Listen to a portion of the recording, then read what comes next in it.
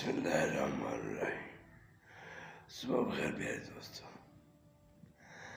دوستوں امانت کے بارے میں بات ہو رہی تھی۔ امانت مختلف ہے آپ کے پاس۔ کوئی عالم دین ہے تو اس کے پاس دین کا علم وہ امانت ہے لوگوں کے لیے۔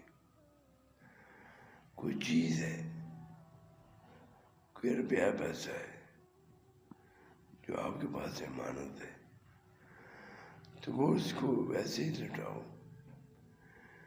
جیسے آپ کے پاس آیا۔ علم بھی، مال بھی، روپیہ پیسہ بھی۔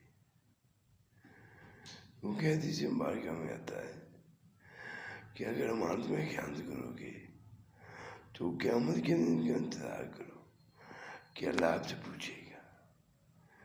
اللہ ہم سب کو توفیق دے کہ دین کے مطابق امانتیں واپس لٹائیں۔ آمین۔